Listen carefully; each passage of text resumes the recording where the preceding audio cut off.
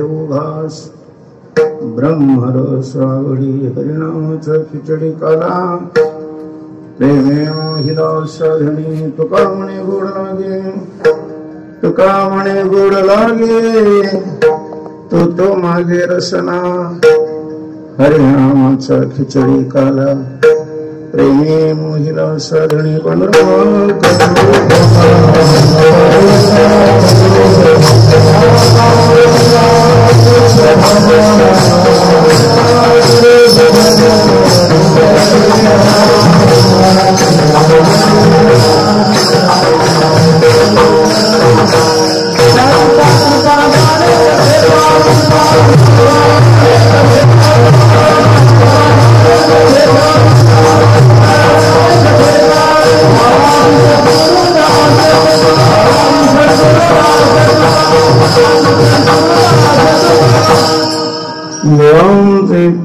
स्मरण होय सकळ विद्यांचे अधिकरण तेचे बंधू श्री चरण श्री गुरूंचे नमो ज्ञानेश्वर मृत्यूदारा सोपान देवा मस्तक माझा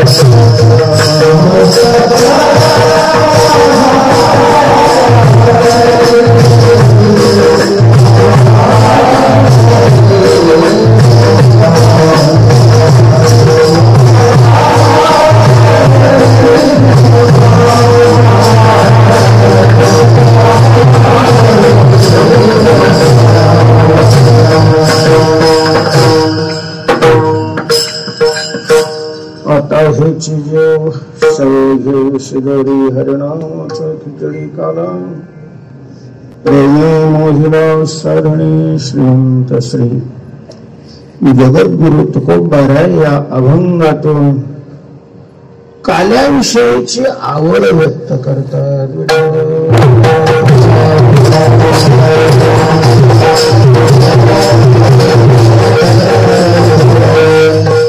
विश्ववंदनीय संत सम्राट ज्ञानेश्वरांच्या संजीवन समाधी सोहळ्यानिमित्त सुरू असलेला हा उत्सव आणि या उत्सवाची या ठिकाणी आज सांगता होते.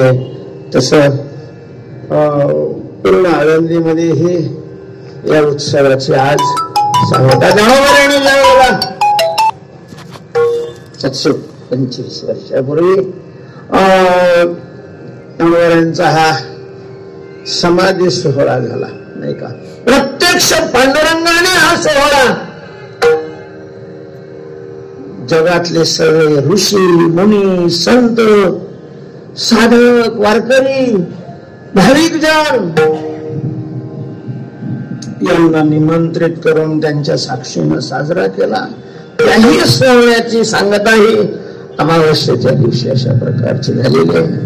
त्याप्रमाणे आजही या सोहळ्याची सांगता होते आणि सांगतेच्या निमित्ताने बाबांची आज्ञा झाली सेवा कर.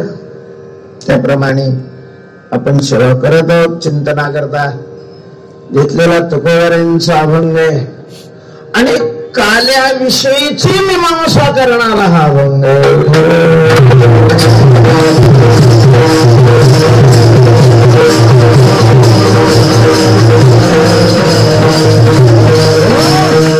बऱ्याच वेळेला मनात ही शंका येते की हा काला शेवटीच का केला जातो. आरंभी केला, मध्यंतरी केला, काय अडचण आहे? शेवटच्या दिवशी का त्याला करावं नाही का? तर याचं उत्तर हे आहे की साध्य हे शेवटी असत, साध्य हे शेवटी असत. आणि वैष्णवांचं साध्य हा काला आहे नाही का? मुरमुरे त्याच्यामध्ये दही टाकलेले, मिरच्या उभ्या केलेल्या आहेत, तुळशीची पानं टाकलेली आहेत, मीठ टाकलेलं आहे, हे काल्याचं प्रतीक आहे नाही का? तसा काल्याला वैष्णव संप्रदायामध्ये, भागवत धर्मामध्ये अनन्यसाधारण महत्व आहे. काल्याविषयी असे अभंग आपण पाहतोय की हा काला वैकुंठात नाही का म्हणे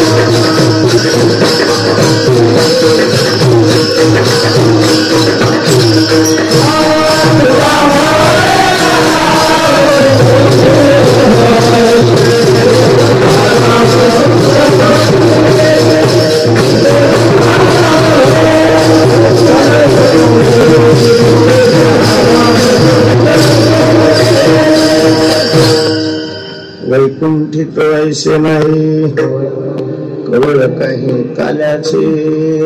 ज्या ठिकाणी साक्षात लक्ष्मी आहे, थोडीफार लक्ष्मीची कृपा ज्याच्याकडे, त्याच्याकडे सर्व राहत. थोडीशी लक्ष्मीची कृपा असेल, काय नाही, त्याच्याकडे सगळं काही. आणि जिथं साक्षात लक्ष्मी आहे काला नाही तिथं. पण आता वैकुंठात राहणारे, वैकुंठातून आलेले तेच सांगतात की तिथं काय नाही, काला नाही. आपल्याला तर ते वैकुंठ नावाचं एखाद्याने घर दिलं तर तेवढं माहिती असते. वैकुंठात आपण कधी गेलेलो नाही, तुम्ही कुणी गेले असाल तर मला काय माहिती नाही, पण आपल्याला तर काही माहिती नाही, आपण तिथे गेलो नाही. ग्रंथातून त्याचं दर्शन अशा प्रकारचं होतं. पण साक्षात ज्या ठिकाणी लक्ष्मी आहे, लक्ष्मीपती आहे, तिथं काला नसेल. मुरमुरे मिळत नाही का? मला व्यापाऱ्याला हे कळालं तर त्याला निवारी सोडून तिकडं माल भरतील. कारण जिथं जे नाही तिथं त्याला भाव भरपूर मिळतो, वाटेल तसा मिळतो. काला वैकुंठात नाही म्हणजे काय? पण तुकोबारे सांगतात नाही, काला वैकुंठामध्ये, वैकुंठातच नाही आहे असं नाही, सत्य लोकांमध्ये नाही. कारण सत्य लोकात असतात तर ते बाबा इकडे खाली भीक मागायला आला नसतं. सत्य लोकाचा राजा ब्रह्मदेव तो कशाला आला असता फजिती करून घ्यायला विसर. स्वर्गामध्ये नाहीये, कारण काल्याची अशी देवजळी झाले मासे. अर्थात वरच्या लोकात नाही तर मग खालच्या लोकात नाही हे वेगळं सांगायची गरज नाही. कैमुक्ती गण्य आहे, जिथं कामधेनू आहे, जिथं चिंतामणी आहे, जिथं कल्पतरू आहे, तिथं जर हा काला नाही तर मग खालच्या लोकात हे काही बाकीचं नाहीच आहे. त्यामुळे तिकडही काला नाहीये. काला फक्त या लोकांमध्ये, आणि या लोकांमध्येही वैष्णवात काला आहे. हा काला देव वैष्णवाला वाटतात किंवा वैष्णव वैष्णवाला वाटतात. वैष्णव वैष्णवाला वाटतात तीही सगळ्या वैष्णवाला नाही. काय तो शब्द वापरला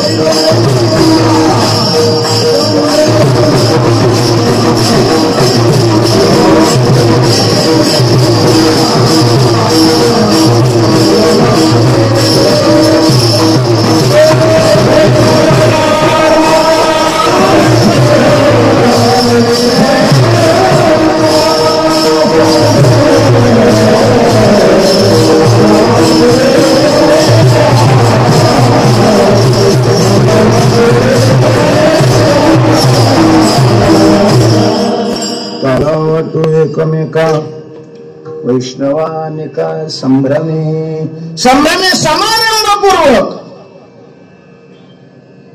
आणि हा काय काला वाटू, पण सकळ लोक नाही ना. यारे यारे लहान थोडं म्हणणारे, सकळ असे येते अयाधिकार म्हणणारे, काला वाटताना मात्र कंजूस होतात. एरवी उदार असणारी ही संत मंडळी काला वाटायच्या बाबतीत कंजूस होतात. ते म्हणतात काला वाटू, पण कोणाला? एकमेकाला, आमच्या आमच्यातच. बायको चेअरमन जाऊ दे,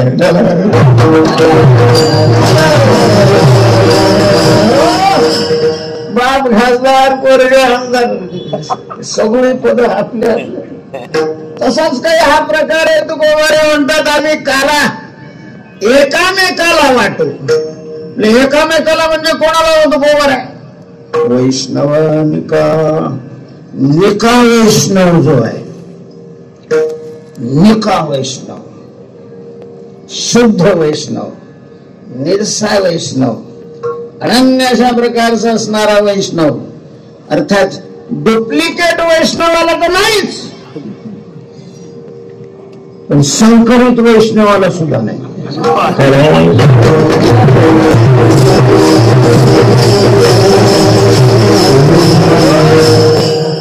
आजचा आपला तो काही प्रतिपाद्य विषय नाही, त्याच्यामुळे त्याच्यावर फार खुलासा करण्याची गरज नाही. पण निक्या वैष्णवाला, निक्या वैष्णवांचं लक्षणही त्या अभंगात तुकोबाराने सांगितलेलं आहे. कंठे धरला कृष्णमणी, ज्याने अंतःकरणामध्ये भगवंताला साठवलेल्या हरी हृदय मंदिरी, अशा प्रकारचा हा काला. या काल्याविषयी या वैष्णवांच्या अंतःकरणामध्ये असणारी जी आवड आहे, ती आवड या अभंगातून व्यक्त होते. तुकोबारे म्हणतात बा, वर्तमान जीवनामध्ये आयुष्य आहे निर्धारित प्रारब्धाने केलेलं, त्या आयुष्यामध्ये तर आपण याचंच सेवन करणारा अभंगाचा प्रथम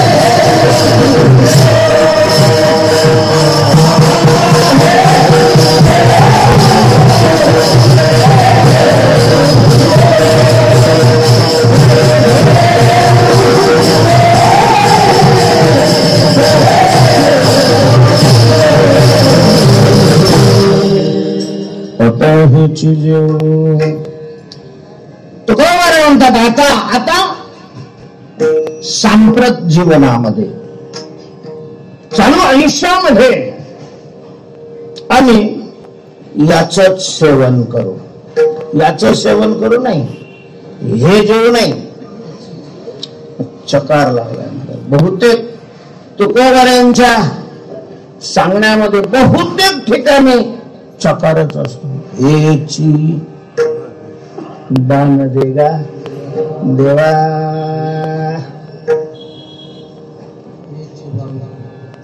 आणि अनेक ठिकाणी च लावलेला आहे. म्हणजे त्याच्यात निश्चितता असते, अन्नाचा त्याग असतो. तेव्हा आता या जीवनामध्ये आम्ही हेच सेवन करणार आणि एवढ्यावर आमची तृप्ती होईल असं नाही, एवढ्यावर आमचं समाधान होईल असं नाहीये. तर आम्ही हे पुन्हा खाण्याकरता बरोबर शिदोरी घेऊ.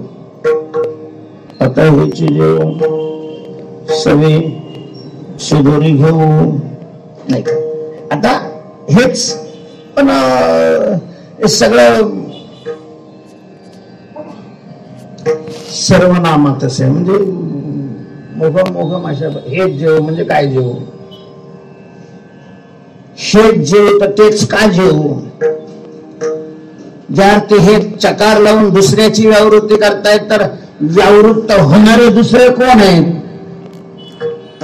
आणि मग ते कोण सेवन करतात, ते तुम्ही का सेवन करणार नाही, हेच सेवन का करणार. सगळे शिदोरी घेऊ म्हणतात, त्या शिदोरीचं स्वरूप काय आहे, ते शिदोरी इथून घ्यावी का लागते, तिथे मिळत नाही का.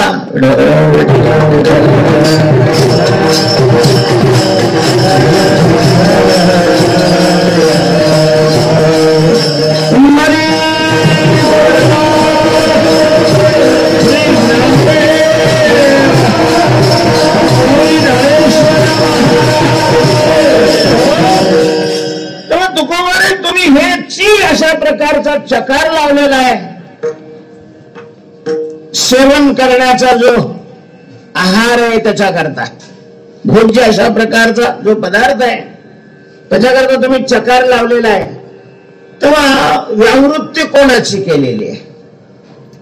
सेवन ज्यांचं केलं जातं, सेवन करण्याला योग्य अशा प्रकारचे पदार्थ कोणकोणते आहेत, तुम्ही हेची असं म्हणत आहात, तर त्यामध्ये नेमकं कोणाला उद्देशून तुम्ही हा चकार शब्द लावलेला आहे आणि तो सेवन का करणार आहात, याचं चिंतन करत असताना आपल्याला असं लक्षात येईल. तसे सेवन करण्याचे दोनच पदार्थ आहेत. काय सेवन करायचंय, अरे जीव हा आनंदाचं सेवन करत असतो. जीवाला भूक कशाची लागलेली आहे, आनंदाची लागलेली आहे. जीव जन्मल्यापासून मरेपर्यंत, उठल्यापासून झोपेपर्यंत आणि झोपेमध्ये सुद्धा आनंदाचं सेवन करण्याकरता तो धडपडत असतो. तेव्हा सेव्य पदार्थ हा आनंद आहे. सेव्य पदार्थ काय आहे, आनंद आहे. तो आनंद स्वरूपाने एकच आहे, कारण आनंद म्हणजे ब्रह्म आहे.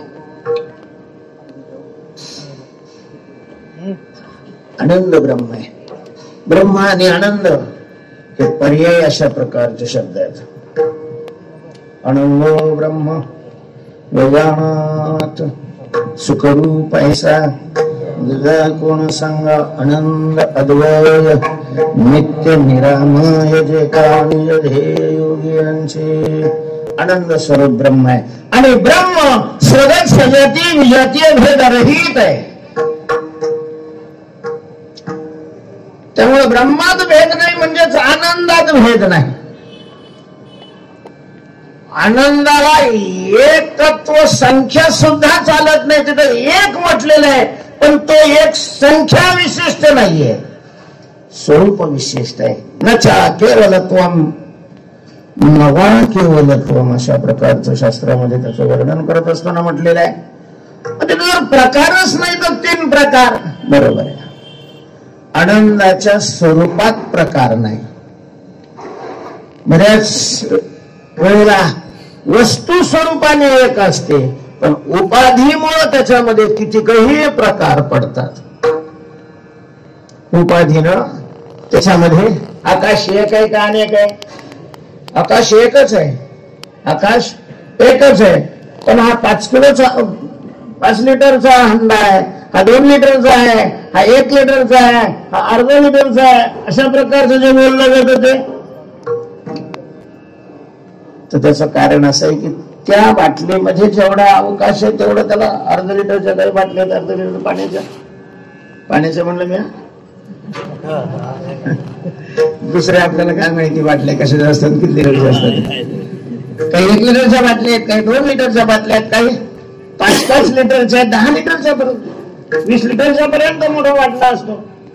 अर्थात त्याच्यातलं आकाश आहे लहान मोठं आहे, मग घटाकाश आहे, मठाकाश आहे, मेघाकाश आहे. आकाश एक असताना सुद्धा घट मोठ या उपाधीमुळे त्याच्यामध्ये अनंत प्रकार पडतात.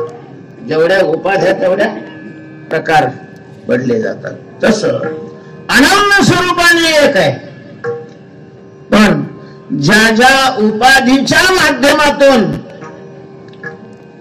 तो प्रगट होतो, सेवन करण्याला योग्य होतो, त्याचं सेवन केलं जातं, अशा प्रकारच्या उपाधीमुळं त्याचे 3 प्रकार पडतात.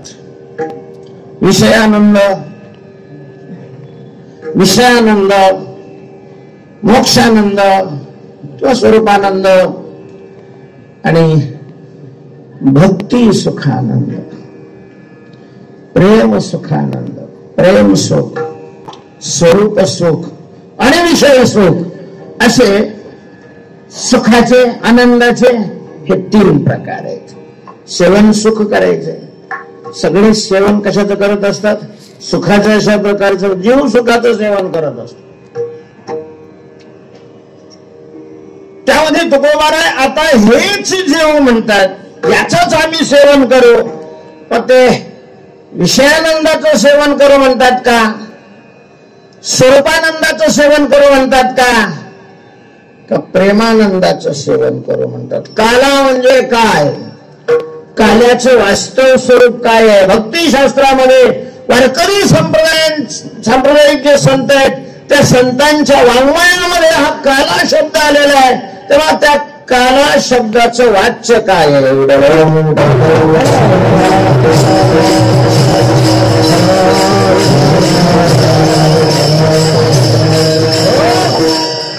तो तुकोबाराय हेची सेवा असं म्हणतात. तर विषयानंदाचं सेवन करू असं विषयानंदाला उद्देशून हेची तुकोबारायाने म्हटलं असेल का? तर याचं उत्तर किमान वारकरी संप्रदायाचे संस्कार ज्याला आहेत त्याचं नकारार्थी राहील नाही. तुकोबाराय विषयानंदाचं सेवन करू असं म्हणणं शक्य नाही आणि तुकोबाराय विषयानंदाचं सेवन करतही नव्हते.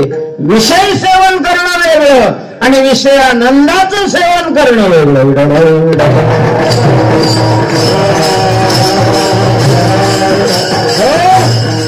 भक्ती करणं वेगळं आणि भक्त्यानंदाचं सेवन करणं वेगळं. हे वेगवेगळे 2 भाग आहेत, भिन्न भाग आहेत. थोडस बारीक पाहिल्यानंतर तुकोबाराय खात नव्हते, जेवण करत नव्हते तुकोबाराय. शरीर राहते तर ते काही ना काही सेवन करत असणारे, जेवण करत होते. म्हणजे जेवण आहार हा एक काय आहे? विषय. विषयाचं सेवन करत होते, पण विषयाच्या आनंदाचं सेवन करत नव्हते. ना आपल्याला माहिती आहे, ज्या वेळेला जिजाबाईचा भाऊ देहूला आला बहिणीला भेटायला, भाऊ जर भेटायला आला तर काय आनंद होतो, हा गोवाला कसं काय करणार? बरंच त्याला बहीणच व्हावं लागलं, बहीणच व्हावं लागलं. जिजाबाईंना किती किती किती आनंद झाला महाराज. संध्याकाळी आला तो, संध्याकाळी मग होतं तेच भाकरी भाजी काहीतरी खाल्ली, पण जिजाबाईचं समाधान नाही. जर त्याने सांगितलं उद्या काही करायचं नाही, किती दिवसांनी आलेलं आहे ते जेवण करून जायचं. अरे पण मला काम आहे. असू दे, जन्मभर कामं चाललेलीच आहेत, माझा काही हक्क आहे की नाही तुझ्यावर? नाही, उद्या मी तशी तुला जाऊ देणार नाही, तुला जेवण करून जावं लागेल. ठीक आहे, थांबलेलं आहे. जिजाबाईंनी पुरणपोळीचा त्या काळामधलं सगळ्यात मोठं जेवण म्हणजे पुरणपोळीचं जेवण आहे. पुरणपोळीचा घाट घातलेला आहे. सकाळीच पहाटे उठलेले आहेत, स्नान आवरलेलं आहे, पुरण शिजायला टाकलेलं आहे, पीठ मळून ठेवलेलं आहे, तांदूळ दुसऱ्या चुलीवर ठेवलेले आहे, तुकाराम महाराजांचं स्नान झालेलं आहे, देवपूजा आटोपलेली आहे, तुकोबारांनी गळ्यामध्ये विणा घातला, चिपळ्या घेतल्या आणि निघणार लगेच. आहो बोलावे काय तुकाराम महाराज सगळं ऐकून सुद्धा रागवायचा तो संबंधच नव्हता, पण विनोद करायचे जिजामाऊलीचा आणि त्याच्यामुळे जिजामाऊली आणखीन चिरायचे. बोला काय आज इथंच मंदिरामध्ये भजन करा, ठीक आहे, काही विशेष हो आहे माझा म्हणतात. पाहिलं की त्याला तुम्ही सांगायची काय गरज आहे, पाहिले. अहो त्याला जेवण्याकरता मी थांबवलेलं आहे, पण त्याच्याबरोबर जेवायला नको का घरचा माणूस पाहिजे, ठीक आहे थांबतो. थांबलेले आहेत तुकोबारे, स्वयंपाक झालेला आहे, दोघांनाही वाढलेलं आहे, 2 ताटं केलेले आहेत. महाराज पुरणपोळीचा स्वयंपाक किती अट्ठासाने केला. पुरणपोळी म्हणजे ते एखादा मंत्री गावात येण्यासारखंच आहे, एकटी येतोच नसतं. मग त्या तालुक्यातले त्याच्या पक्षाचे कार्यकर्ते अधिकारी पुरणपोळ्या आले म्हणजे सगळं तिथे सगळं कार्यकर्ते बरोबरच राहतात. पुरणपोळी म्हणलं की कुरवडी आली, पुरणपोळी म्हणलं की भजी आले, पुरणपोळी म्हणलं की सार आलं, पुरणपोळी म्हणलं की गावरान.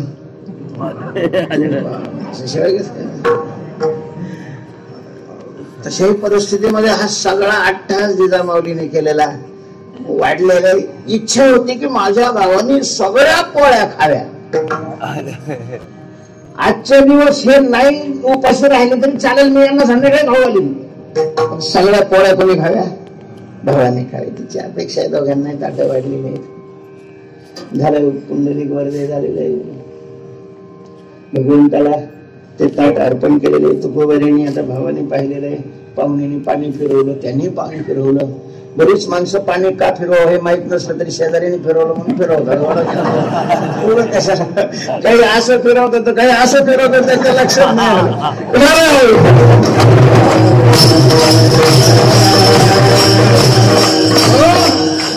आता जेवल्यानंतर भजनाला जायचं तर काय मरत, जसं काही पंपावर डिझेल भरायला गाडी उभी केलेली, ते काढलं की त्याला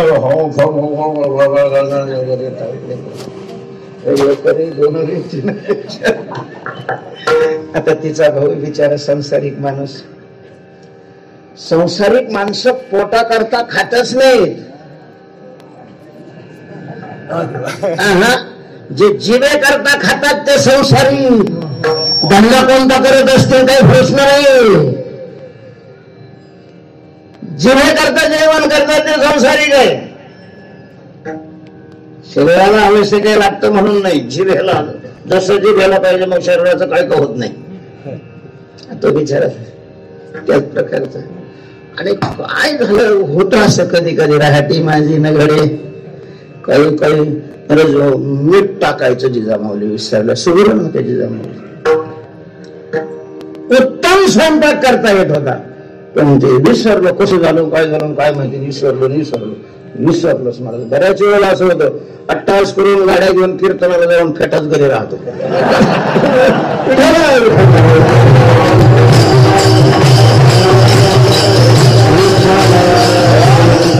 आता होत त्याला काय करता, होत तसं. मीठ टाकायचं विसरलं.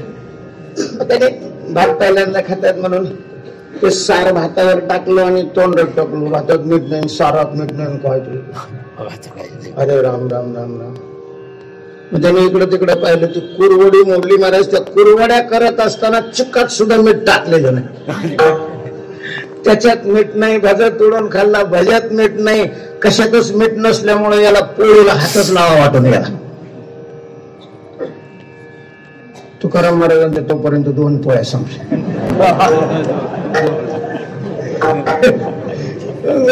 गाडीच्या पाट्या 5 पाट्यांची गाडी अर्ध्याच्या पुढे निघून गेली. जिजामाऊली आलेले पाच तर ताटत तसंच आहे, काहीच खाल्लं नाही. तुकोबारायांचं अरे खाणार रे, अगं मला खातोय की का खातो रे, पोळ्या तर तसंच आहे, खातो ना, कशाचं खातो महाराज. जिभेला सक्त त्याला ताकीद दिली, अजिबात चालायचं नाही. बहिणीच्या घरचा असो का कोणाच्या घरचा असो, नाही मला चालायचं, मीठ पाहिजे. मीठ नाही अन्न देणे नाही, रुची नाही अन्न. यात नसत लवण महाराज किती भारी कसलं जेवण असू द्या, जर मीठ नसेल आणि चवीचा खाणार असेल. आता काही काही माणसाला कळत नाही, खरंच भाग्यवान आहे म्हणून दुसऱ्याने घेतल्यावर घेते. काही काही पोरं चॅप्टर राहतं, मीठ जास्त असलं तरी त्याच्या समोर घ्यायचं नाटक करते, घेत नाही. ते पुन्हा टाकी पण मग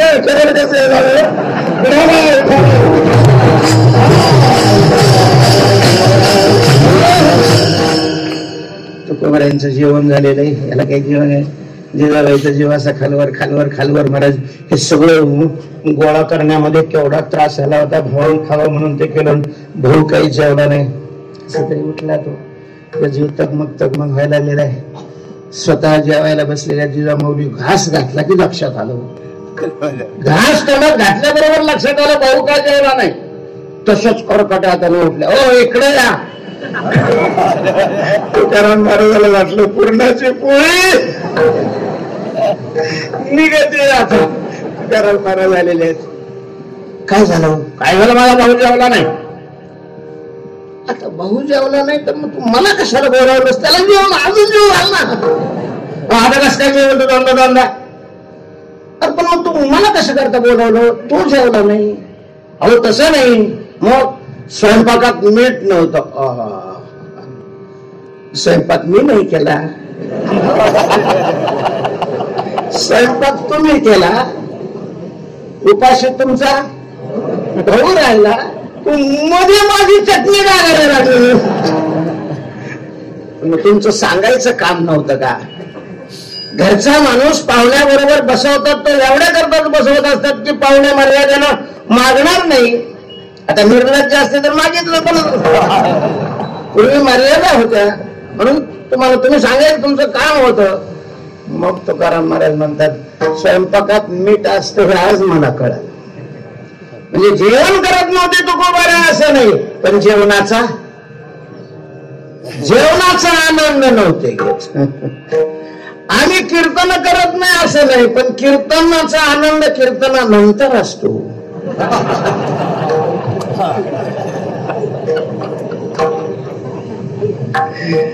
कृती वेगळी आणि तिचा आनंद घेणं वेगळं. तेव्हा तुकोबाराय विषयाचा आनंद सेवन करू असं म्हणतील हे शक्यच नाही. का तर तुकोबारांची इतर प्रमाण पाहिली. तुकोबारा म्हणतात या विषयाविषयीचा मला वीट आलेला आहे.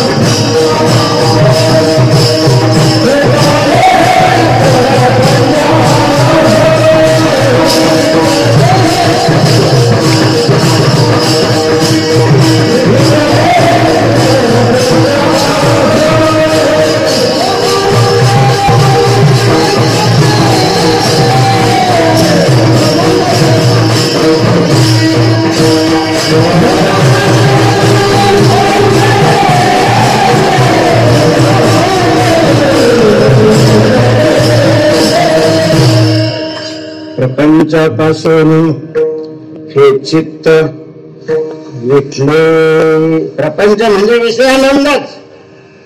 विषयापासून मिळणारा जो आनंद आहे तोच खरा प्रपंच आहे. त्या आनंदा करताच एवढी मुरमर असते, एवढी पळपळ असते. माणसं धावतात, रात्रीचा दिवस दिवसाची रात्र करतात, तो त्या आनंदा करता विषय आनंदा करता. आणि तुकोबाराय म्हणतात आमचं चित्त विटलेलं आहे. विषय आनंद हा कुत्र्याच्या ओकाप्रमाणे आम्हाला वाटतो. किती ताजं असलं, आता खाल्लेलं असलं तरी चाटा वाटतं का? कुत्र ओकलेलं. बरं, शब्द सुद्धा कसे तरी वाटतात आहे ना. तसा विषयाविषयीचा वीट येणं याला वैराग्य म्हणतात. गप्पा हन्न वेगळं नव्हे.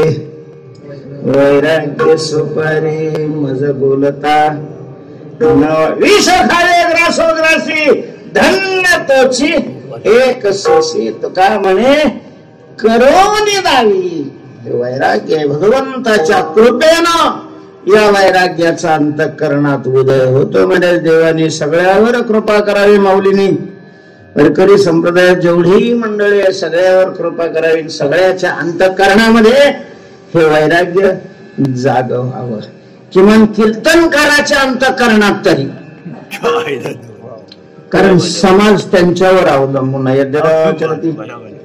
श्रेष्ठ वैराग्य आहे. वैराग्य हे शोभा आहे परमार्थाची, अध्यात्म क्षेत्राच्या साधनाची. वैराग्यच नसेल तर वैराग्य नसलेले साधू म्हणजे नकटे असतात. नकटे पूर्वी शुभाशुभ जास्त पाहिलं जात होतं. कुठं चांगल्या कामाला निघालं ना असं नकट एखादं पुढे दिसलं की माणसं माग जायचे. पुन्हा का काम नाही होणार, काम नाही होणार. तसं भगवत प्राप्तीला निघालेलं एखादं नकट असं पुढे दिसलं की त्यानं मागे गेलेलं बरं, काम नाही होणार.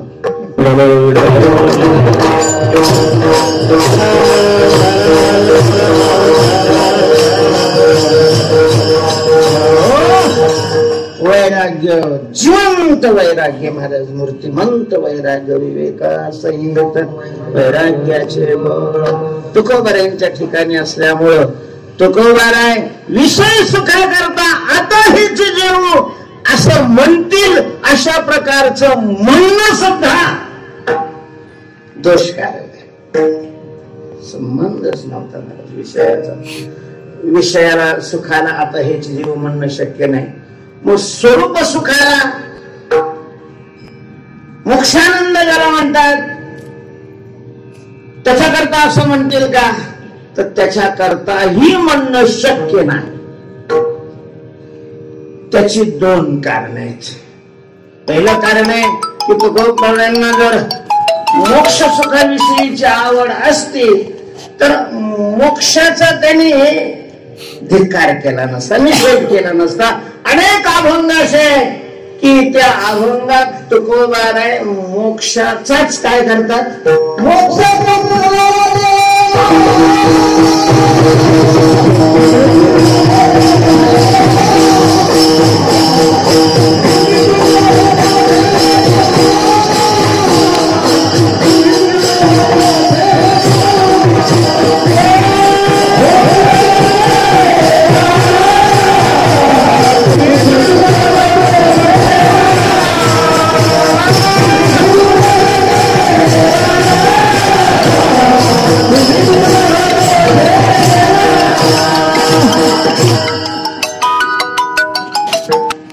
वैष्णव सोडले तर बाकीच्या पारमार्थिकामध्ये मोक्षाविषयी खूप अशा प्रकारचं कौतुक असतं. आहे तो वास्तव आनंद आहे, नित्य आनंद आहे, दुःख रहित अशा प्रकारचा आनंद आहे, देश काळ वस्तू अपरिच्छिन्न आनंद आहे. का कौतुक नसावं? ज्याच्याविषयी वेदाने साखाष्टा सा परागती ही अशा प्रकारचं विधान केलेलं आहे. परमपुरुषार्थ म्हटलेलं आहे मोक्षाला. परमपुरुषार्थ तो प्राप्त झाल्यानंतर पुन्हा जन्माला यावं लागत नाही, नसं पुनरावर्तते, हे सगळं ठीक आहे. पण वैष्णवा करता नाही. परत वैष्णवांच्या ठिकाणी मोक्षाविषयीची अरुची आहे. भक्ती करणाऱ्यामध्ये दोन प्रकार आहेत. मोक्षाकरता भक्ती करणारे काही आहेत आणि भक्ती करता भक्ती करणारे काही आहेत. मोक्षाकरता भक्ती करणारे जे साधक आहेत त्यांच्या दृष्टीने मोक्ष साध्य आहे, भक्तीने मोक्ष मिळतोही. भक्तीने मोक्ष मिळतो त्याच्यामध्ये काही संशय नाही. पण जे भजननिष्ठ अशा प्रकारचे वैष्णव आहेत, ज्याला निकाल शब्द वापरलेला आहे, त्यांना मोक्षाविषयीची अरुचीच असते. महाराज अद्वैती तो नाही. माझे समाधान देवा ऐके हे विनंती, मला नको रे हे मुक्ती,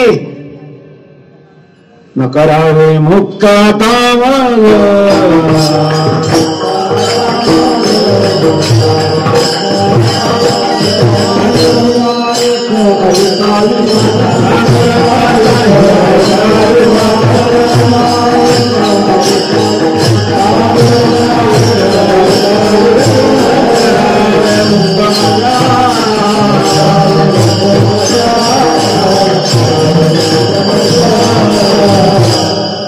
त्यामुळं मोक्षाच्या आनंदाविषयी आता हेची सेवा असं तुकाराम महाराज म्हणतील असं वाटत नाही.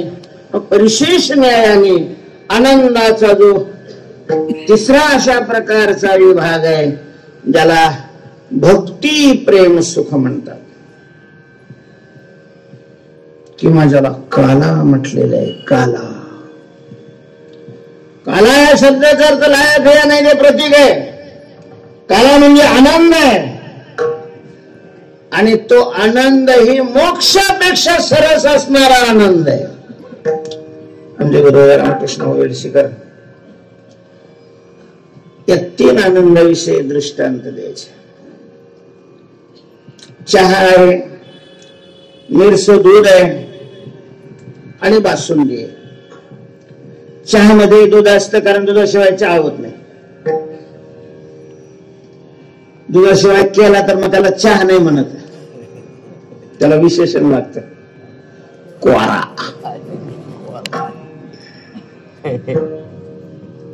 निरस दूध आहे, थेंब नाही आहे पाण्याचा, दुधात टाकलेला किंवा पाण्यात बी दूध टाकलेलं नाही, काही दुधात पाणी टाकत नाही. पण धार काढायला गेलं की अगोदरच चरबीत पाणी घेऊन जातात, त्याच्यामध्ये दूध टाकतात. नाही आम्ही नाही दुधात पाणी टाकले, नुसतं निरस अशा प्रकारचं दूध आहे. आणि तिसरी बासुंदी आहे. चहामध्ये दूध असतं. किती असतं? समजा 1 कप चहा असला तर त्याच्यात किती लिटर दूध असतं बरं? तुम्हाला काय अनुभव? लिटर.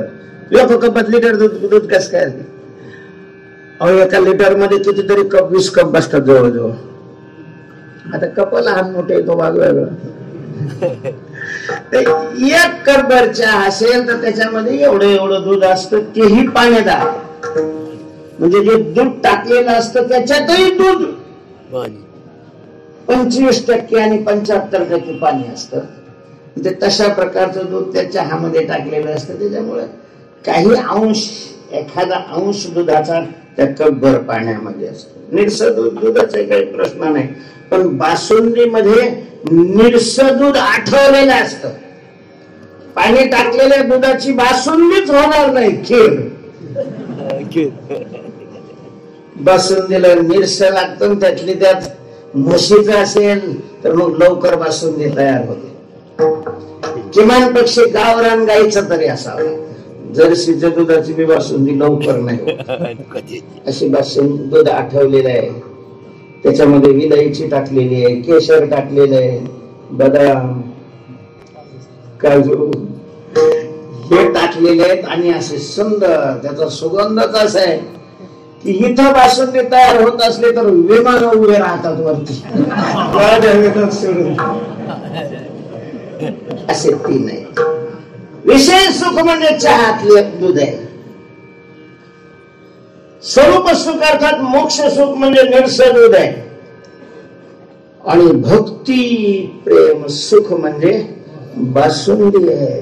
अरे निरसं दूध आहे, त्याच्यात पाणी नाही सगळ्यात, पण तुम्हाला जर दिलं 2 लिटर प्यायला तर प्यासल का? आधी काय प्यावं वाटतं मला, निरसं दूध किती नाही प्यावं वाटत. तेव्हा आता हेच जेवू असं तुकोबाराय हे सर्वनाम ज्याच्या विषयी वापरतात असा भोज्य पदार्थ आहे भक्ती प्रेम सुख.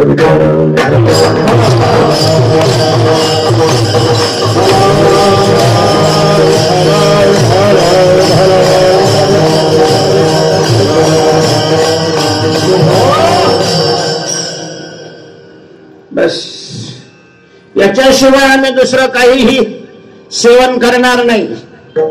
हे चिदान तुझा विसर न लगे मुक्ती आणि संपदा संत संग या सुखाची भक्ती प्रेम सुखाचा आनंद लुटण्याकरता संत संग.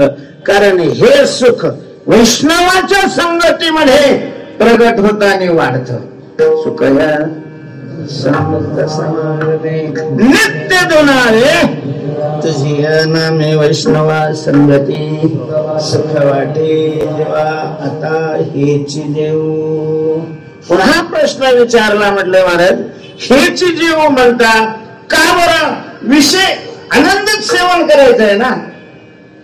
आता तुम्ही जे खात आहात ते सोपं आहे का?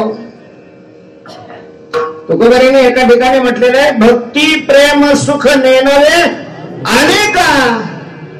आणि ते अनेक म्हणजे खडी फोडणारे, दरवाज्यावर उभे असणारे हे नाहीये. पंडिता, वाचका, ज्ञानी अशी यांना सुद्धा हे मिळत नाही. भक्ती प्रेम सुख मिळण्याकरता खूपच मोठा अधिकार लागतो. प्रकाशते क्वापी पात्रे. नारद महर्षीने म्हटलेलं आहे क्वापी तरी एखाद्या अधिकार संपन्न भक्ताच्या ठिकाणी, लायक भक्ताच्या ठिकाणी हे प्रेम उदयाला येतं. कारण या सुखाकरता ते लागतं. भगवत विषयक प्रेम अधिक भक्ती बरोबर भक्ती प्रेम सुख काला. त्याचं वर्णन पुढच्या चरणामध्ये केलेलं आहे. तेव्हा आम्ही इतकं अवघड खात बसण्यापेक्षा सहज अशा प्रकारचं जे उपलब्ध आहे तो विषय सुख का सेवन करू नये? का नाही करत तुम्ही सेवन? तुकोबाराय म्हणतात विषय आणि सुख हा व्याघात आहे. जरी म्हटलेलं असलं सुखाचे 3 प्रकार करत असले ते लोकांच्या व्यवहाराला अनुसरून ते केलेले प्रकार आहे. वास्तविक विषयात काय नसतं, सुखच नसतं महाराज. ये ही संस्पर्श जब होगा, ये ही संस्पर्श जब होगा दुःख येऊन रेवते. दुःख आहे संसारामध्ये ज्याला सुख मानलं जातं, अध्यात्मामध्ये दुःखात त्याची गणना केलेली आहे, मोजमाप अशा प्रकारचं केलेलं आहे. आम्ही ज्याला सुख म्हणतो, शहाणी माणसं त्याला सुख नाही मानत. नतेषु रमते बुधा बुधा तेषु न रमते तेषु ये रमते. बुधा तेषु न रमते तेषु ये रमते ते मूर्खा भवन्ति.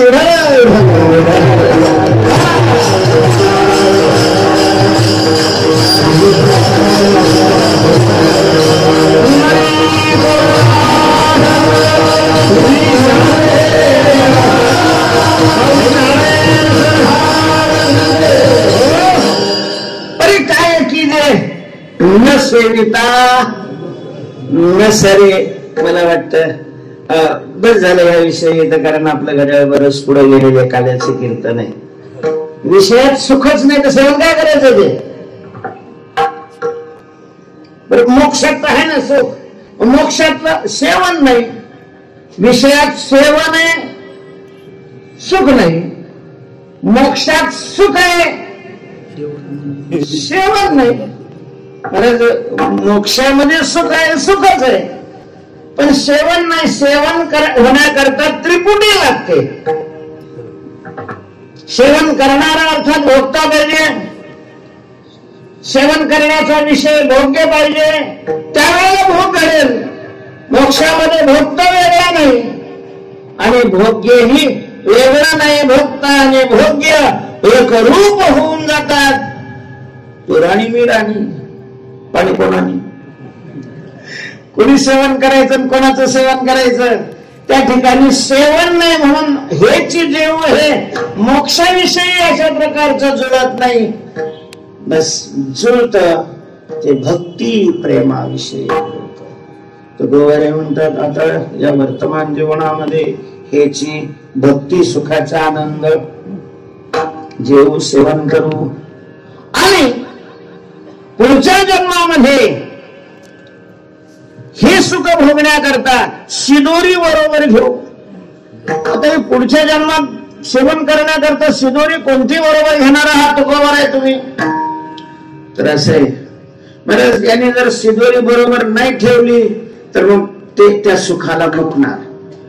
जे या जन्मामध्ये भक्ती सुखाचा आनंद घेतात त्यांनी जर शिदोरी बरोबर नाही घेतली का मग भक्ती सुखाचा त्यांचा संबंध संपला.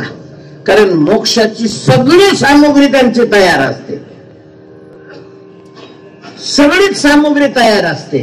फक्त वासना प्रतिबंध करते. वासना असल्यानंतर मुक्त नाही होत मनुष्य. जन्म घेणे लागे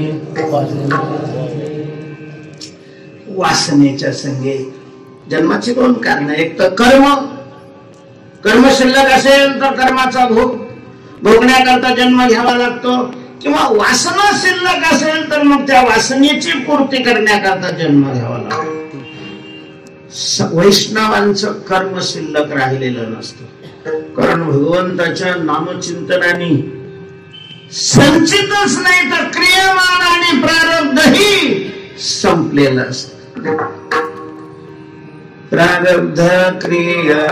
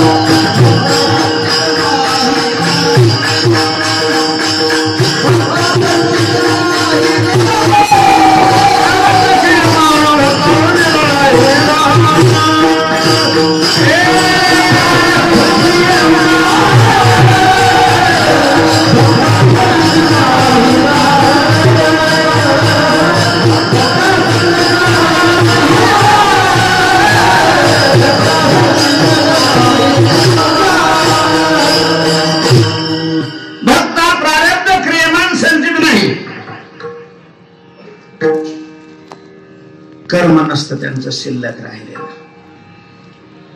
त्यामुळे जन्म घेण्याकरता कर्माचा प्रश्न नाही. आणि यांना जन्म घ्यायचा आहे, घेणं मी जन्म यासाठी देवा. जन्म कशामुळे घेता येतो? वासना. कशाची वासना? हे सुख उपभोगण्याची, हा आनंद सेवन करण्याची, भक्तीचा आनंद लुटण्याकरता आम्हाला पुन्हा जन्म घ्यायचा आहे. उपजवून या पुढे येऊ, काला खाऊ, दही भात, तेव्हा सवय घेऊ, ही वासनेची शिदोरी बरोबर घेऊ. पण म्हटले हेची असं म्हटले त्या भुवाने भक्तिप्रेम सुख असा त्याचा अर्थ केला. पण नेमकं तुम्हाला हेची या म्हणण्यात काय म्हणायचं दुसऱ्या चरणात सांगा.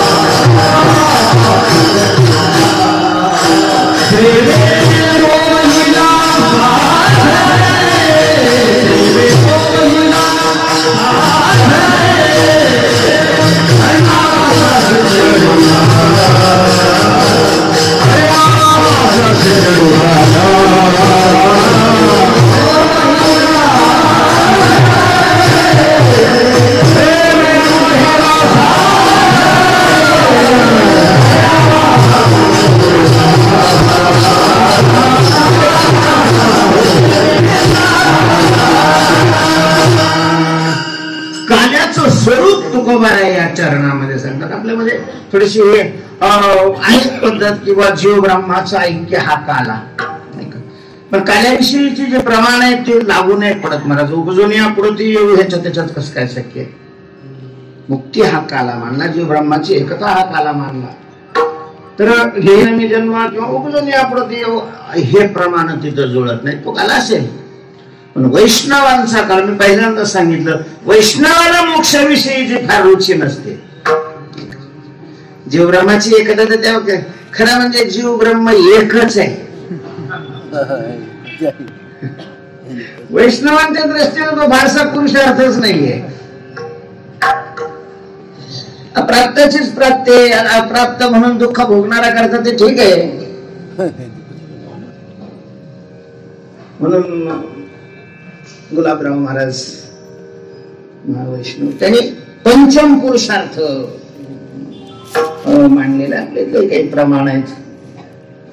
चहू पुरुषार्थाच्या श्री भक्ती जैसी, 4 पुरुषार्थाच्या डोक्यावर ही भक्ती जाऊन बसते. 5वा पुरुषार्थ आहे भक्ती प्रेम सुख, म्हणजेच काला. आता काला म्हटलं की 2-3 पदार्थ एकत्र आल्यानंतर काला नुसतीच भाकरी कुसरली, आता ते काला नाही भोगावे.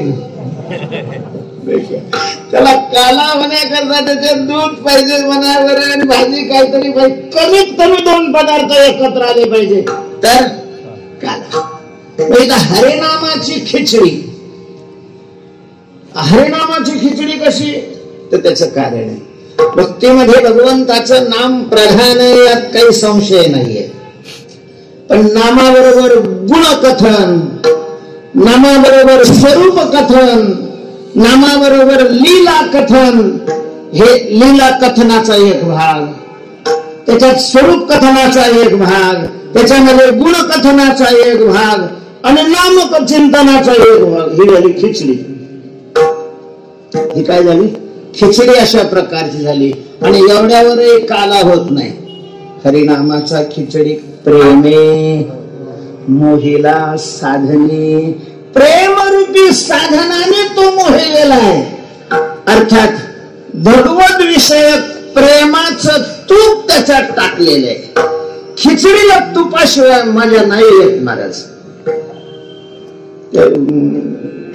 उत्तर भारतामध्ये मग खिचडी के 4 यार है. खिचडी ते 4 सोबती आहेत. खिचडी बरोबर 4 लागतात. घी, दही, पापड, आचार. घी, दही, पापड, आचार हे खिचडीचे 4 यार आहेत. तर बाकीचे नसले तरी पण घी तर लागतं. तुपाबरोबर खिचडी खाल्ली तर तिचं पचन सुद्धा होत नाही. आता अलीकडे आपण भाग्यवान असल्यामुळे तो भाग कमी झालेला आहे. तूप, हरिनामाची खिचडी आणि भगवत विषयक प्रेम हे तूप हे एकत्र झाल्यानंतर जो आनंद प्रगट होतो. नुसतं नाम घेतल्यावर बी आनंद नाहीये. नाम घेणाराच्या आत भगवत विषयक प्रेम असावं लागतं. मग त्या प्रेमाने नाम घेतलं की मग त्याच्यात आनंद. मग हे सांगतात की अमृताहुनी गोड, अमृताहुनी गोड नाम तुझे देवा. आणि मग असं येतो कशाला म्हणावं लागतं, म्हणा विठ्ठल विठ्ठल. अमृतापेक्षा जर गोड लागलं तर असं म्हणायची गरज पडली असती का? ज्या अर्थी म्हणायची गरज पडते त्या अर्थी ते अमृताहून गोड लागत नाही. हा सरळ सरळ अर्थ आहे ना. मग का लागत नाही? जर ते नंदेवाऱ्यांना गोड लागतं, तुकोबाऱ्यांना गोड लागतं, जी हे गोड 3 अक्षराचा रस. थंडी बरोबर वारकरी चालले असले चालीत असे जिव्हे गोड 3 आणि ते मागे असं तंबाखू. 3च अक्षर ना, जिव्हे गोड 3 चालले सगळे अमृत पुढे.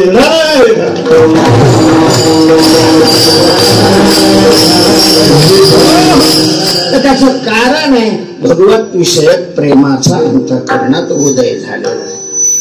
जोपर्यंत प्रेम उदयाला येत नाही तोपर्यंत कृतीमध्ये आनंद, आनंद कृतीत नसतोच महाराज, प्रेमात आनंद असतो. मग कृती कसलीही असली प्रेम असलं की त्याच्यात काय आहे? आनंद आहे. एखादी माता असते, आपला लाडला आहे आणि सगळं विष्टेनं त्याचं अंग भरलेलं आहे, तर ती विष्टा धुनीत सुद्धा तिला काय येतो? आनंद येतो, कारण त्या पोराविषयीच प्रेम आहे. ए अरे बाबा आलेले, पाणी दे की. मुडदा, त्याला हेच दिसलं का घर?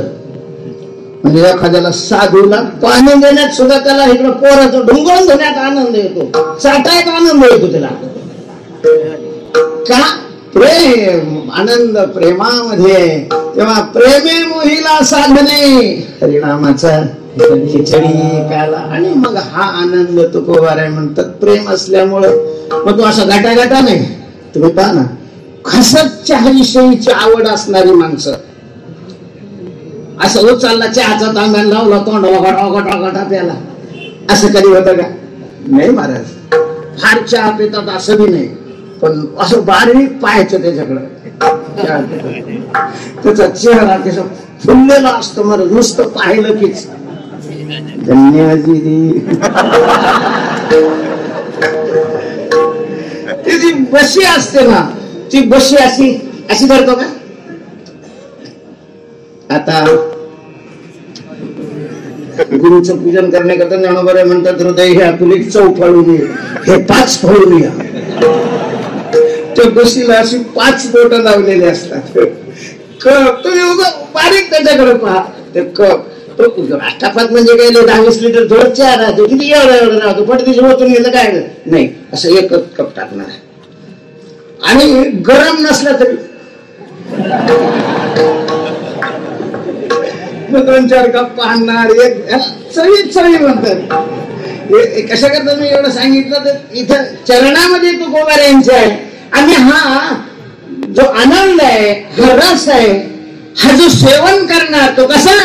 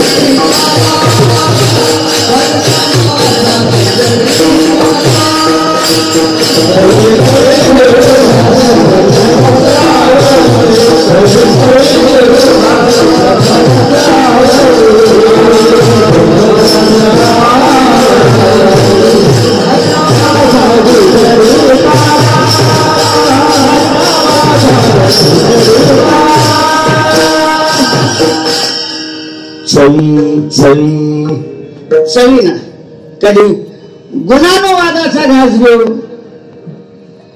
कधी लीलेचा आनंद लुटू, कधी स्वरूप अशा प्रकारचा कीर्तनाचा सुख घेऊ, कधी नुसताच नाम घोष करू, सदानाम घोष करू, हरिकथा असं चवी घेऊ असं.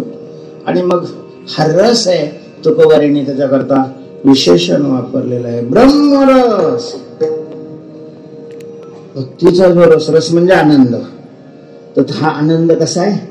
ब्रह्म आहे. ब्रह्म शब्दाचा अर्थ मोठा, बृहत्त्वात व्यापकत्वात वा ब्रह्म. खूप मोठं जे असतं, निरपेक्ष जे मोठं आहे त्याला काय म्हणतात? ब्रह्म. हा सगळ्यात मोठा आनंद आहे. असा हा ब्रह्मरस. शेव ब्रह्मरस, लावणी मृदंग श्रुती ताळघोष शेव ब्रह्मरस आवडीने जेथे कीर्तन हे नामघोष करीती निर्लज्ज हरिचे रास सकळ उथंबले रस जेथे तुझ्या कीर्तनाचा घोष जळती पापे पळती काय ते आनंदास शेव ब्रह्मरस. चवी घेऊ हास ब्रह्मरस. आवडीनं या ब्रह्मरसाचं आम्ही सेवन करू, तो अतिशय गोड आहे. सेवन करायला लागला की गोड लागतो, गोड लागला की असं वाटतं अजून मिळावा, अजून मिळावा, अजून. विषयानंदाचं तसं नाही महाराज. विषयानंदाचं मिळत नाही तोपर्यंत गोड वाटतो, मिळत नाही तोपर्यंत गोड वाटतो, मिळाला की त्याच्या विषयीची रुची. महाराज पहिल्या घासात जो आनंद असतो तो दुसऱ्या घासात नाही, दुसऱ्या घासाचा तिसऱ्या घासात नाही. जेवणाच्या शेवटी एखादा आग्रह करायला जेवण राहिले तसं ठेवून एखादा भिंडाळ्यासारखा लाकडच घेऊन उभा राहिला तर त्याला तो ताटातला हा गुलाबजामू नाही यम यम यम दिसतो. म्हणजे आनंद नाही, हे तसं नाहीये. तर काय म्हणे गोड लागे तो मागे रसना विढोबार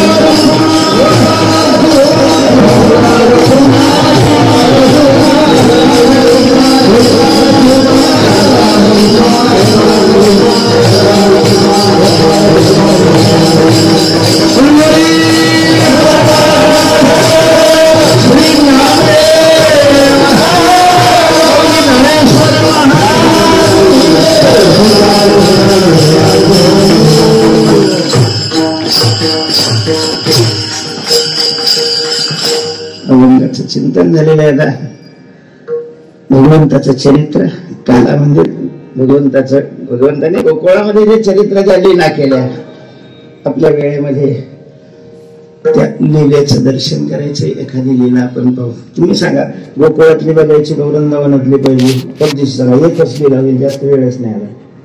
कोणती? गोकुळातली का वृंदावनातली? हा गोकुळातली. ठीक आहे.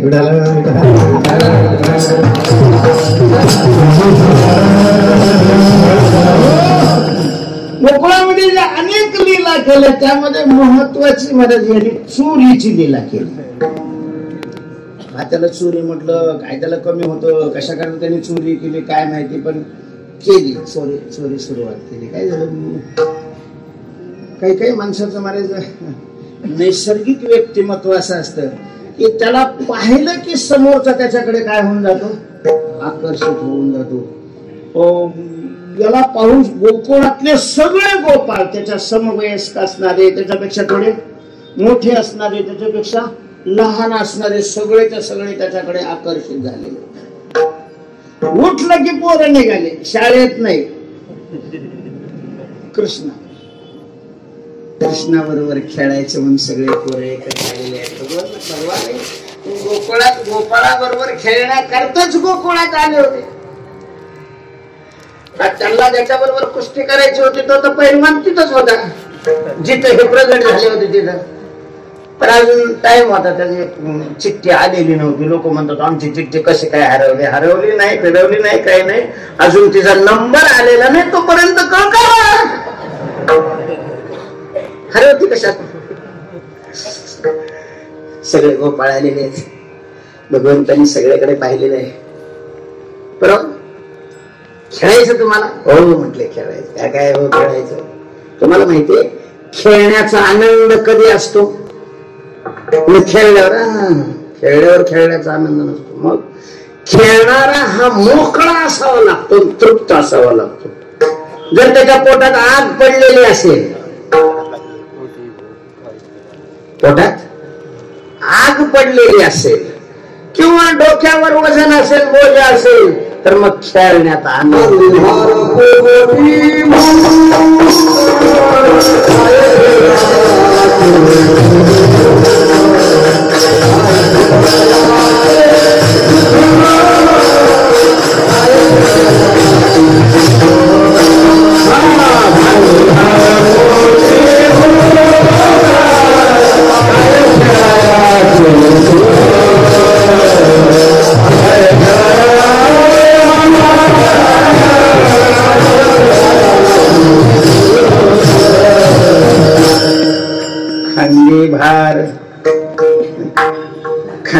जर ओझ असेल मी आणि माझ्याच, लहानपण खेळतात म्हणूनच, कारण त्यांच्यावर कसलंही काय नसतं, ओझं नसतं, कर्तव्य नसतं, त्यांना काही अडचण घेणं नाही.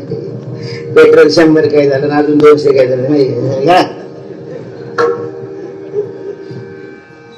आणि काही मिळावं अशा प्रकारची आग पोटात नाही पाहिजे, मग खेळण्यात काय येतो आनंद. अशा प्रकारे तुमच्या डोक्यावर ओझ तर दिसत नाही, पण तुमच्या पोटात आग दिसते. का बरं?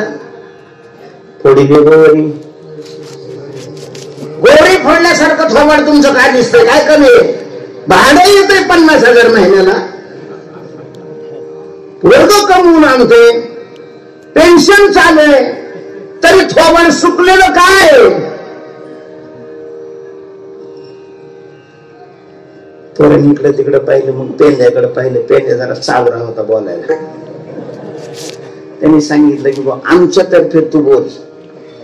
तो म्हणला कृष्णा आमच्या पोटात आग पडलेली आहे म्हणून तोंड सुकलेले आहेत. म्हणजे खा बरं, खाऊ नाही आले तुम्ही? खाल्लं. मग खाल्लं तरी भूक आहे? हा आम्ही रोजच खातो पण भूकच जात नाही. खाऊन भूक जात नाही, हा ना. मग त्याची 2 कारणे आहे. त्याची 2 कारणे आहे. काय? भूक जाणार तुम्ही खात नाही, किंवा भूक जाण्या इतकं खात नाही. खाल्लं, भूक लागली म्हणून खाल्लं. काय खाल्लं? भात खाल्ला, मग भूक नाही गेली. किती खाल्ला? अख्खा 1 शीत खाल्ला. आता 1 शीत खाल्ल्यावर कशी भूक जाईल? म्हणजे खायला पाहिजे, भूक जाईपर्यंत खायला पाहिजे. दुसऱ्याने खाल्लं, 1 शीत नाही भरपूर खाल्लं, पण काय खाल्लं? खायचा सोडा खाल्ला. भूक लागली म्हणून काय खाल्ला?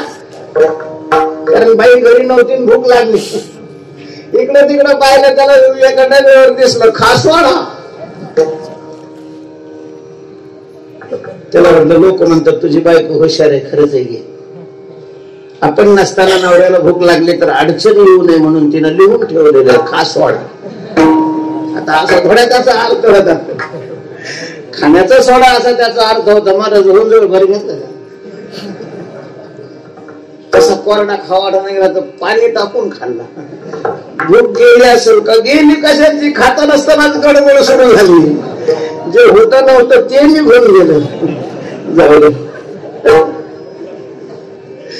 विषयानंदानं तृप्ती होत नाही, भूक जात नाही. विषय सेवन करतात तर काही भक्ती करते, पण मग तृप्त होईल एवढी नाही करत. सकाळी नुसतंच हरेपाठ म्हटलं तेवढ्याने कुठे तृप्ती होत असते. रात्रंदिवस अखंड अनन्यास चिंतयंतो माये जना परिउपासते असं भजन करावं लागतं. मग चिंतनेची झाले म्हणजे अन्न. पण जाऊ दे म्हटलं ठीक आहे. मग तुम्हाला भूक लागलेली असेल तर पोट भरेल अशा प्रकारचं अन्न आणि पोट भरेल इतकं मी तुम्हाला देतो. याला तर वेळ लागेल. माझ्या मागे मागे पण म्हटलं तुझ्या माग आल्यावर असं मिळेल का? त्याची जबाबदारी माझ्याकडे. तुम्ही या माझ्या माग. त्याने विचारलं पण तू खरं सांग ना कृष्णा, कुठं नेणार? अरे पोट भरणार जिथं आहे तिथं नेणार. हा पण म्हणजे तुझ्या घरी नेणार का? येडेच आहे. पुढारी कुठं? घरचं महाराज लोक घरचं कोण दिलं? तुम्हाला पोटभर खायला मिळालं, फायली चौकशी करता कशाला? या नेलं महाराज. एकांताचं घर पाहिलं. एका बाजूला मोठा मोठा वाडा होता. 9 लाख गायी होत्या त्याच्याकडं. त्याच्यामुळं दही काय लोणी काय असं तुडुंब भरलेलं होतं. पण महाराज पहिले वाडी ते गाडी बैल चालायची त्या भिंतीवरून एवढ्या जाड जाड भिंती. दरवाजे हे यूज केले, त्याला कड्या नाही, आगळ लावलेली. सगळं बंद. आता कसं डोळे लागलेले उघडा उघडले महाराज. डोळे झाकले त्यावेळेला रस्त्याला होते. डोळे झाकले त्यावेळेला रस्त्याला होते. आणि उघडले त्या वेळेला लोण्याच्या गाडग्याच्या पोट. आणि मग काय घ्या हा त्याला म्हणजे असं चमचेनं नाही बरोबर घ्या घ्या तृप्त झाले ते ना आज बाज झालं. मग झालं डोळे डोळे झाकले की पुन्हा बाहेर. आता सकाळी बोंब बोंब झाले ना, लोणी गेलं आज ह्याच्या घरचं उद्या त्याच्या घरचं बरोबर. चोरी कोण करताय हे समजेना गेलं. कवाड जशीच्या तशीच आहे, बीट फोडलेली नाही, घरात बोका नाही. चोरी कोण करताय काही समजेना गेलं.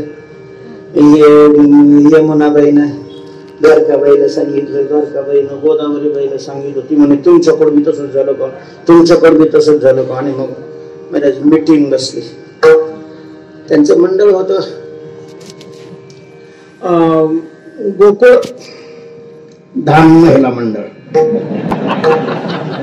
रजिस्ट्रेशन वगैरे झालेलं. त्याचे अध्यक्ष होती, शिकलेली होती, चांगली हुशार होती. सगळा विचार विनिमय सुरू झालेला. चोरी करताय कोण? लोण्याची चोरी बरं, कपडे नेत नाहीत, दागिने नेत नाही, चपला सुद्धा नेत नाही. जातय काय फक्त लोणी अशा प्रकार जाते. कोण चोरी करत असेल, कोण चोरी करत असेल. बाकीच्या सगळ्यांनी सांगितलंय प्रभावती तू हुशार आहेस, तुला माहिती आहे, शिक्षण झालेलं आहे तुझं, तू याचा तपास लावते. म्हणे ठीक आहे, 8 दिवसात मी त्याचा तपास करते. चांगलाच अभ्यास केलेला होता त्यांनी त्या खात्याचा. सकाळी आपली घरी बसून भाकरी करत होते, डोक्यात तोच विचार होता, कोण चोरी करत असेल. बऱ्याच वेळेला बाहेरचे चोर नसतात महाराज, घरातले चोर असतात. आणि घरातले चोर असले तर लवकर पकडल्या जात नाही. आता तपासच करायचं सर्व अंगाने करावं लागतो ना. असं ती विचार करत होती. तिचं पोरग वाकड्या नेमकं त्यावेळेला ती झोपेतून उठलं, जसं उठलं तसं निघालं. तरी वाकड्या कुठे चाललास रे? म्हणलं चाललो कृष्णाकडे, कृष्णाबरोबर खेळायला. अरे पण आता भाकरी झालेली, जेवण करतो आणि तू जेवण करून मग जाय. आता जेवण म्हटलं तरी लस तोड कसं तरी वाकडच केलं. एक तर अगोदरच ते वाकड्या जेवण म्हटलं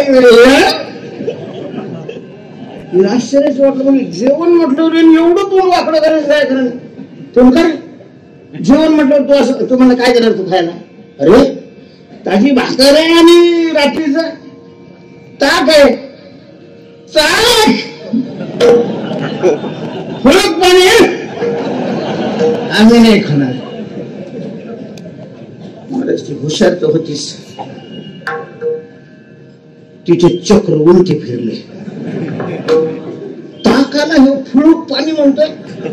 गोकुळात राहतोय ताकाला फुळूक पाणी म्हणतो. कारण सगळे गोकुळातले लोक गोळीयाची ताक पिरे आणि फुळूक पाणी म्हणतो. मग तिने विचारलं का रे ताक फुळूक पाणी आहे, मग तू काय खातोस? तो म्हणला मी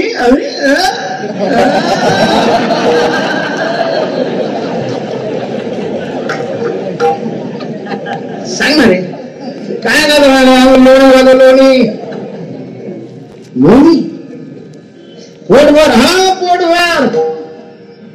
अगदी तुम्हाला कोण देत? आमचा देव आम्हाला देतो. काय कोणाच्या बापाचं खातो? तुमचा देव तुम्हाला देतो, लोणी देतो, पोटभर देतो. घरचं ईडीचे जुळवून सगळंच. तिच्या लक्षात आलं ज्या तारखेपासून चोऱ्या व्हायला सुरुवात झालेली आहे त्या तारखेपासून म्हणजे पहिल्या दिवशीपासून सत्याच्या पोरग घरी जेवलंच नाही.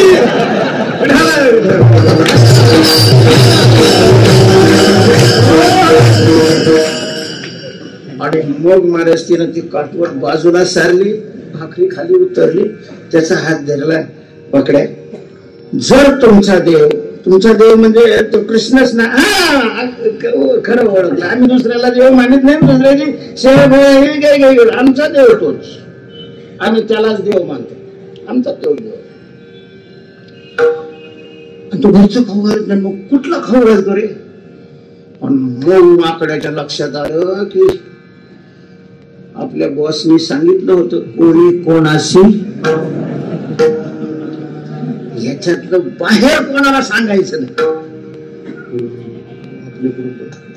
किती बोलून गेले. थोडा सावध झाला. तो म्हणला, ए तुला काय घेणे, कोणाच्या घरचं खाऊ घालतो, कोणाकडून किती ध्यान घेऊ करतो, तुला काय करायचं? तुझ्या पोराला पोटभर खायला मिळतं याच्यात तुला समाधान नाही का? काय हजून चौकशी नाही रे, तसं नाही रे. पण मग सहज म्हणून विचारलं, सहज विचारलं कुठलं खाऊ घालतो? तो म्हटला नाही सांगणार, नाही सांगणार. तिनं सांगितलं तू जर सांगितलं नाही तर तुझ्या कृष्णाचा संबंध संपला, तुला मी कोंडून ठेवणार. तिकडून त्याला कसं तरी कृष्णाचा संबंध संपला, निर्वस गायब. काय तापच आला बरोबर आई कराट्याचा व्यायाम केलेली होती मला, ती साधी सुधी नव्हती. यानं पुष्कळ आळे पिळे देण्याचा प्रयत्न केला, त्याने तिनं हात दाबला, एक कळ लागली. आई नको नाही, सांग ना, तुमचा देव तुम्हाला लोणी पोटभर खाऊ घालतो, कुठलं खाऊ घालतो? तुम्हाला नाही सांगणार. ठीक आहे, मी नाही सोडणार. तुम्हाला तू कवर सोडणार आहे? तुला दुसरी कामं नाही का? तुला कोंडून टाकेन, बाहेरून कुलूप लावेन, मग मी माझी कामं करेन, तुला नाही तिकडे जाऊ देणार. नाविलाज झाला, त्याच नाविलाज झाला. तो म्हणला, आई रोज एका घरी जातो. तुम्ही पण तुम्ही असं घरात कसं काय जाता रे? तो म्हणे मला सुद्धा माहित नाही हो, तुला चौकशी बारीक करायला लागली. आपल्याला सुद्धा माहिती नाही, किंवा आम्हाला म्हणतो डोळे झाका, आम्ही आपले डोळे झाकतो. डोळे झाकल्यानंतर काय हा हेलिकॉप्टर बोलवतो, क्रेन उचलून नेऊन ठेवतो, कसा करतो, काय करतो, आपल्याला काहीच माहिती नाही. डोळे उघडा म्हणलं की आम्ही लोण्यासमोर असतो, लोणी पोटभर खाऊ घालतो, आमच्या बरोबर पोहे खातो आणि मग आम्ही आपलं बाहेर येतो. आता लोणी कोण चोरतो हे नक्की कळालं ना, पण तरी प्रत्यक्ष पुरावा काय म्हणा, हुशार तर होतीस.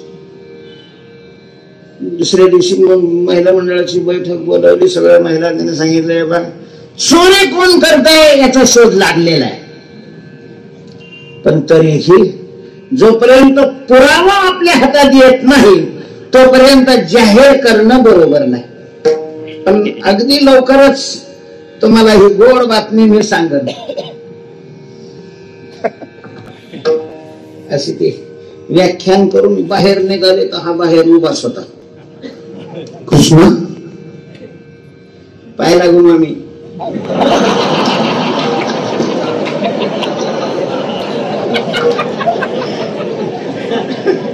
कृष्ण तू कधी आला? ते म्हणे तू व्याख्यानाला उभा राहिली तेव्हाच मी आलो. म्हणजे आता तो सगळं ऐकलेलं आहे. कृष्णा अरे असे भळ्या भाड्या घेऊन इकडे काय जातो चोरी करायला? माझ्या घरी ये ना. तो म्हणलं ठरलं. कधी येशील? या क्षणापासून कधी. सावध राह तू. मग काय मला घरी गेली, तहान लागलेली होती. व्याख्यान वगैरे केल्यावर, कीर्तन सुटल्यावर जसं होतं तसं पाहते तो रांगणात पाण्याचा पत्ता नाही, माठात पाण्याचा पत्ता नाही. पुरीला विचारलं का ग पाणी काय झालं? ती म्हणे पाणी काय झालं, पाणी सगळं काढलं मग गेली व्याख्यान द्यायला. घरी कोणी नसल्यामुळं मला भरता नाही आलं. ठीक आहे म्हटलं मी आता आणते म्हणून ती गेली. पाण्याला निघाली. ती म्हणे बघ काठी इथं दारात बस, कवाड लावून घे. ती म्हणे का? चोर येणार आहे. म्हणजे तुला कसं काय कळलं? म्हणजे मी सांगून आले ती त्याला ये म्हणून. तिला दारात बसवलं. महाराज ती पाण्याला गेलेली आणि ठराविक कमांडोज घेतले बरोबर.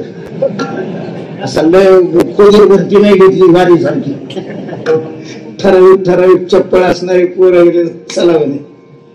चॅलेंज आहे आपल्याला.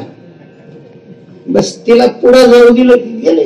पुढून पोरगी बसलेली तिकडून मागची खिडकी उघडी होती, त्यांना दन उड्या मारल्या. तिला सांगितलं ठीक आहे बस बाहेर. मला लोण्याचं मोडकं घेतलं, मध्ये ठेवलेले सगळे गोल बसले. हा त्याला खाऊ घालतोय, तो त्याला खाऊ घालतोय, तो त्याला खाऊ घालतोय. चाललेला आहे कार्यक्रम. तोपर्यंत ती आली ना, तिनं पाहिलेलं खिडकी एकच उघडी होती, आता दोन कशा काय उघड्या झाल्या. तिला संशय आला. ते पुढून आल्यावर ती म्हणणार आई इतक्या लोक ती म्हणे बोलू नको बाजूला. हंडे तिनं बाहेरच ठेवलं. इतकं हळूदार उघडलं महाराज, यांच्या सुद्धा लक्षात आलं नाही. कृष्णाचा हात पकड पकड आले पळाली इकडं तिकडं, पण मॅनेजर पकडला. कृष्णाला पकडलं म्हणल्यावर पुन्हा पोर आले. कृष्णाने सांगितलं ये म्हणे, तू ये म्हणले मी आलो. तो म्हणले हा ठीक आहे ना, मी कुठं काय म्हणते तुला, आता फक्त यशोदेकडे चाल म्हणजे झालं. आता म्हणलं तिकडे कशाला, इकडेच मिटवून टाकू ना.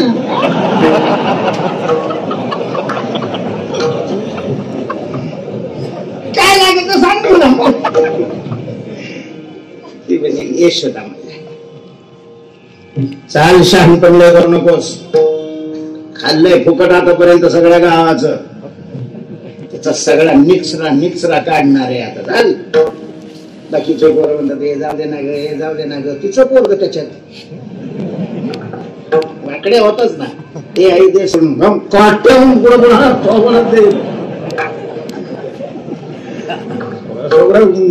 गवळ दिलं. सांगितलं अख्ख्या गोकुळातल्या गवळी महाराज स्वयंपाक करता करता बंद करून आले इकडं.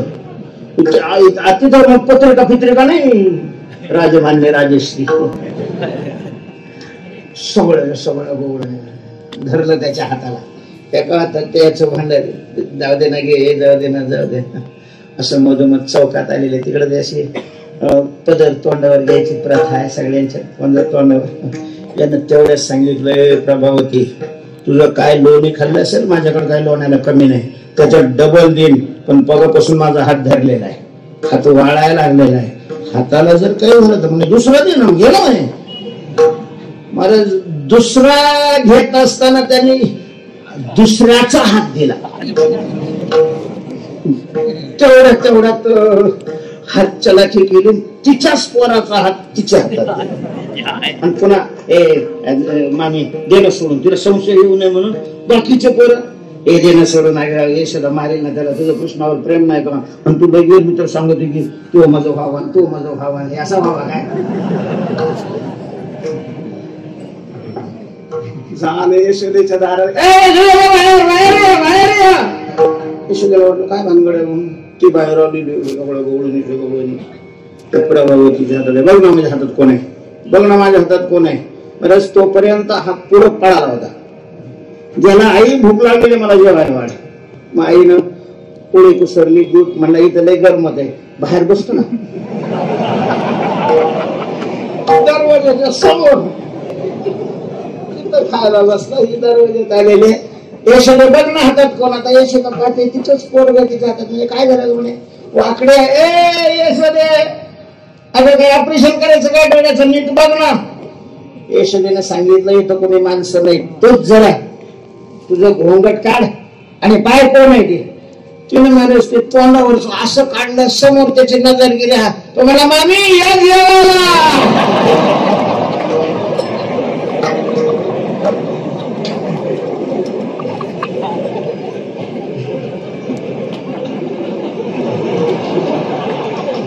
हाताकडे पाहते, हातात कृष्ण, समोर पाहते, समोर कृष्ण.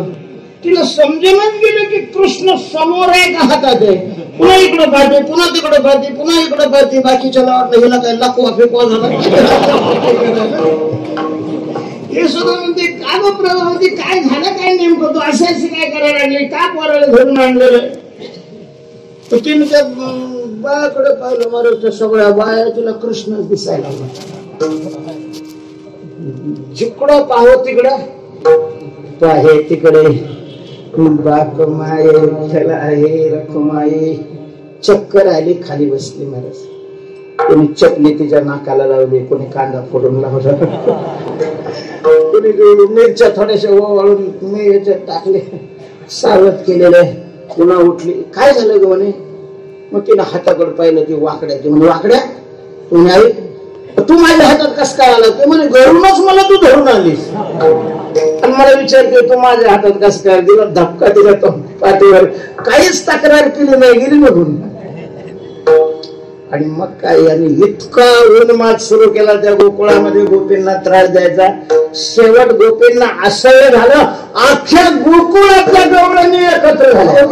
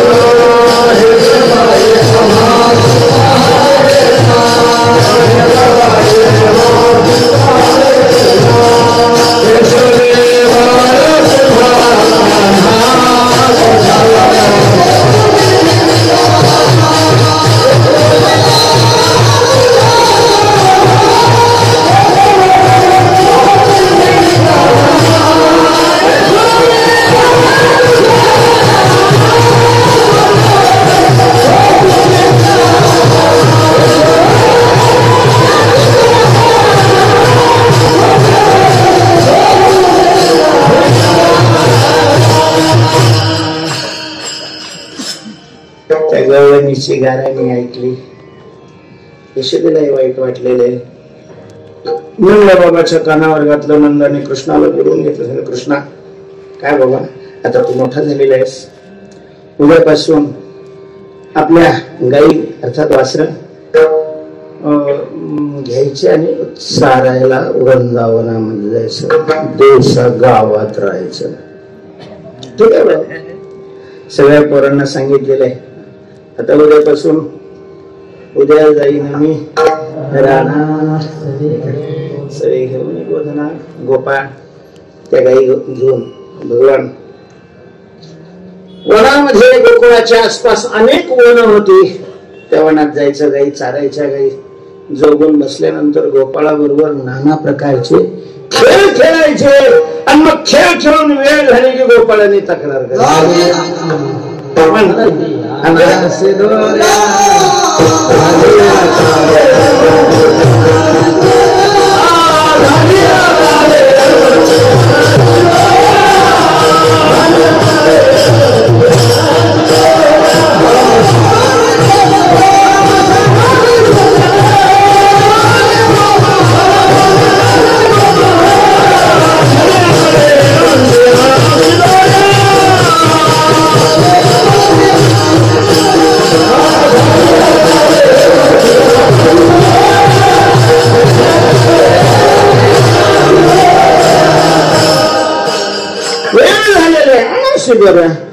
महाराज भक्ताची गोपाळाची शिदोरी म्हणजे हरिनामाचा खिचडी काला. भगवंतांनी आपले शिदोरी प्रेमी मोहिला आणि असा तो काला करायचा. सर्वांना गोल बसवावं. भगवान उभे राहायचे ते काला घेऊन.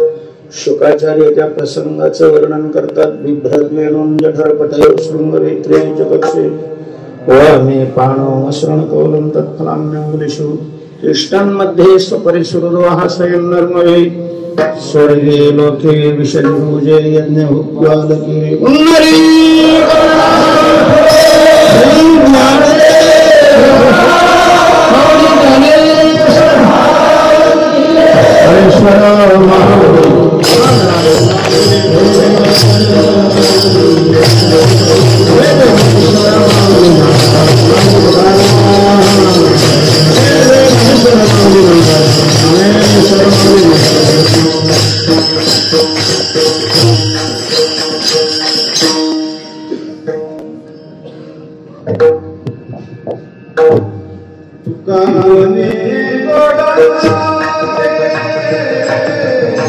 Thank you. Thank